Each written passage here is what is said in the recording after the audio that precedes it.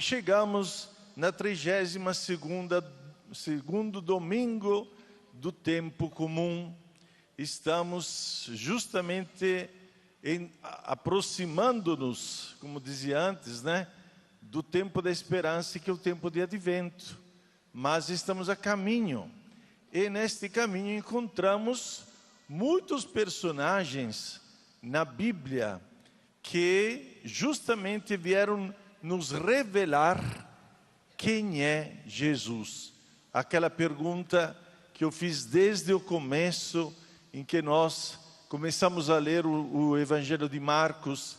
Ele sempre mantém quase escondida esta pergunta para que possa dar uma resposta definitiva no fim do Evangelho. E hoje nós encontramos uma realidade bem definida, uma realidade que se encontra muitas vezes no nosso povo, e com certeza na época de Jesus devia ter muitas viúvas. E o paralelo com a primeira leitura me parece muito significativo. Jesus aparece no Evangelho como quem? Como o novo Elias, que tem também este relacionamento, que vê as viúvas, que se interessa pelas viúvas, que leva em consideração um gesto da viúva. Na primeira leitura, o profeta Elias estava cansado do caminho, porque os profetas, eles andavam muito de cidade em cidade, profetizando, levando a palavra. E com certeza deve ter encontrado um lugar que para ele era um lugar de descanso. E ali se encontrava uma viúva e um órfão.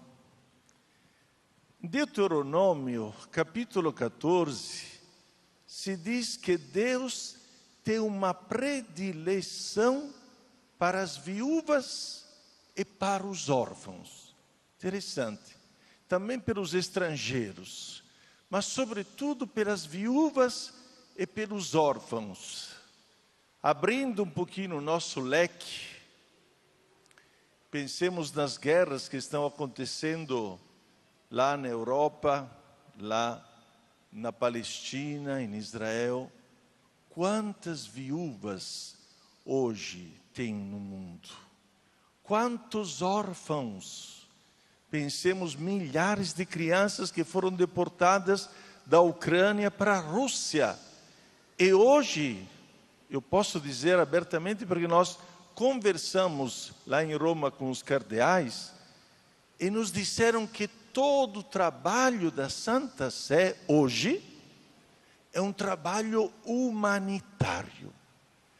Eles estão trocando, estão tentando, Tentando de trocar os órfãos que se encontram, que foram deportados para a Rússia, com os militares russos. Isto é, vão fazendo esta troca. A Ucrânia entrega os prisioneiros russos e a Rússia devolve as crianças que foram deportadas. Entre elas, muitos órfãos. Estão vendo que o tempo parece que não parou, Ainda estamos vivenciando este período, e Deus tem uma predileção para as viúvas. Por quê? Porque naquela época as mulheres não podiam trabalhar. Não podiam trabalhar. Era só o homem que trabalhava. Portanto, se o homem falecia dentro de casa, quem trazia a comida para a viúva e para os filhos? Ninguém. Eles viviam de esmola, praticamente. Por isso que Deus, no Deuteronômio, justamente diz que temos que ter uma particular predileção para as viúvas e para os órfãos.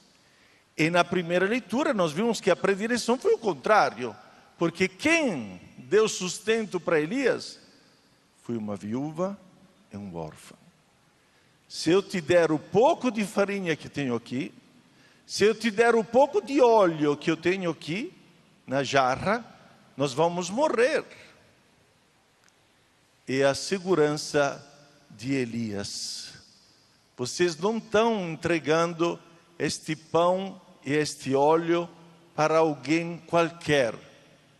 Estão entregando para um profeta, o homem de Deus.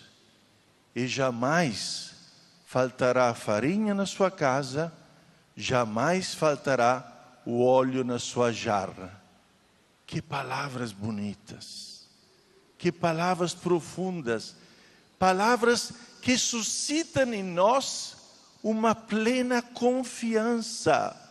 Confiar em Deus, confiar na providência. Capítulo 12 de Lucas: por que você se preocupa pelo amanhã? Por que você está preocupado com o que você vai comer amanhã? Por que você está preocupado com aquilo que vai vestir? Olhe os pássaros dos céus, olhe as flores dos campos. Eles recebem gratuitamente da providência o alimento e as cores bonitas que revestem as flores do campo. Mas, para chegar até tanto, precisamos ter fé. Precisamos ou não precisamos? É muita fé, não pouca, Precisamos de muita fé para ter a coragem que aquela viúva teve de dar tudo o que ela tinha dentro de casa. Passemos do Evangelho. E no Evangelho Jesus devia dar uma puxada de orelhas para aqueles sumos sacerdotes, aqueles escribas, aqueles fariseus que só queriam aparecer e se serviam das viúvas. Se serviam das viúvas para sobreviver, fazendo inúmeras orações para acatar dinheiro. Usar da fé para catar o dinheiro dos pobres, olha, o Evangelho terá uma condenação eterna de Jesus. Roubar dos pobres, uma condenação eterna. Usar os pobres, aproveitar do sofrimento dos pobres, e aqui no Evangelho se fala literalmente de viúvas. Vão rezar na casa dos outros para ter dinheiro. Esse aqui significa usar das pessoas. E Jesus promete uma eternidade infeliz. Pelo contrário, Jesus traz um exemplo para todo mundo, e também para nós aqui, viu? Ele estava observando, porque lá também tinha o tesouro, do templo. O que eles faziam com esse tesouro do templo? Justamente distribuíam depois esse dinheiro para os pobres, para as viúvas, para os estrangeiros, para os doentes. Era usado esse dinheiro para fazer a caridade. E olhando bem, Jesus percebe que alguém que tinha mais dinheiro dava do supérfluo dele, daquele que estava sobrando. Enquanto uma pobre viúva deu 2 moedinhas. E Jesus fala de 2 moedinhas por quê? Porque o cofre do templo era de bronze. Porque dava para escutar quanto uma pessoa jogava dentro. Porque fazia o barulhinho. Tim, tim, tim, tim, tim. E dava para perceber se colocava um dinheiro bastante grande, porque fazia mais barulho, e também do som das moedinhas. Tum, tum. E Jesus percebeu que aquela mulher não estava dando o que estava sobrando, mas estava dando o que ela tinha. Tudo Como a viúva da primeira leitura. Tudo. Deu tudo para Deus. Não deu supérfluo. Não deu o que sobrava. Deu tudo. Quantos testemunhos bonitos nós temos neste sentido. Nós poderíamos dizer que esse daqui se chama o nosso dízimo, não é? Aquele dízimo que se oferece a Deus nas nossas paróquias. É o dízimo praticamente. E Jesus está dizendo justamente que, uma vez que nós damos tudo, receberemos muito mais. Porque, diz o livro do Êxodo, Deus não se deixa vencer em generosidade. É uma frase muito bonita, é? Vamos repetir juntos? Vamos repetir junto? Deus não se deixa vencer em generosidade. Se você der o pouco, o mínimo ou nada que você tem para Deus, você recebe o dobro, o triplo, o quádruplo, porque Ele não se deixa vencer em generosidade. Esta é a palavra de Deus, hein? Não é a minha palavra, palavra de Deus. Pelo pouco que você dê, olha, outro exemplo que nós encontramos no Evangelho, que já foi comentado aqui dentro desse santuário, aquela criança que tinha 2 peixinhos, 2 pães e 5, o contrário, 2 peixes e 5 pãezinhos, ele entregou para os apóstolos e Jesus multiplicou. Tirou a fome de mais de 5.000 pessoas. Gente, esse é evangelho.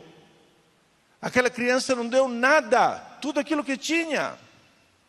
Só uns peixinhos, pãozinhos, tinha nada mais. E Jesus se serviu daquele nada para tirar a fome de uma multidão de gente. Porque Deus não se deixa. Ei, onde é que vocês estão dormindo? Deus não se deixa. Deus não se deixa vencer em generosidade. Pelo pouco que você dá, Ele multiplica. Eu quero trazer aqui um exemplo, peço desculpa, mas é da minha família, tá? Um exemplo que a minha avó me contava, portanto, pense nas gerações que se passaram. A minha avó me contava isso.